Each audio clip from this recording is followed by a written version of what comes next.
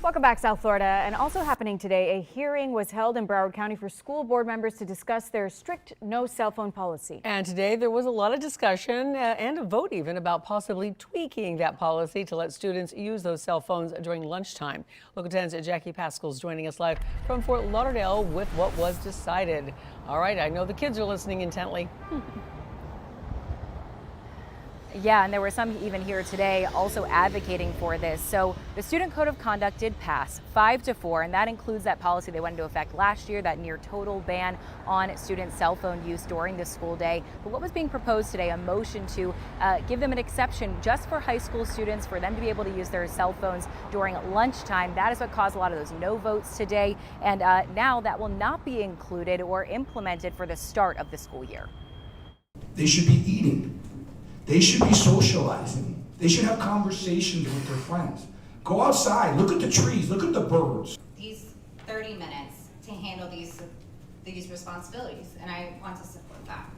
Another round of heated debate among the Broward County School Board members over cell phone use during lunch. Using it during lunchtime, so I am going to support using a cell phone during lunchtime. Some were advocating to add this exception to the student code of conduct, which otherwise requires students to turn off and store their phones out of sight from the start to the end of the school day, unless specifically instructed by educators. Just giving us screen time, you're showing us that you trust us. Many students were advocating for the policy change, like Taylor Berry, a soon-to-be junior at Everglades High School.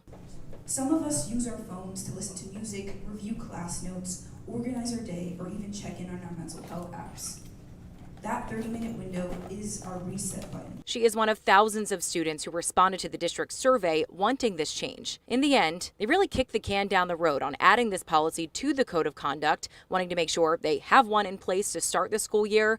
They only passed directing the superintendent to start the rule change process, and he has to comply even though he is opposed himself. The principal in me and dealing with students' social media concerns, cell phone concerns, especially during lunch, especially during classroom changes. So, of course, students disappointed by this outcome. Feels like you don't care about my opinion, you don't care about how I feel, you don't care about things that affect me. So here is the new timeline for all of this. So the cell phone use at lunch policy, the superintendent now has to bring that up at a workshop that is set for August 26th. They'll finalize the wording of it. Then that will be taken to another vote, probably happening around early October, I'm told. If that passed, the code of conduct will then be resent out to families. They will have to re-sign that around mid-year. And again, I just want to clarify, this is just for high school students to be able to use their cell phones during lunch. All this to say, when school starts, that is for August 11th for Broward County students, this policy change will not be in effect. Live in Fort Lauderdale, Jackie Pascal, Local 10 News.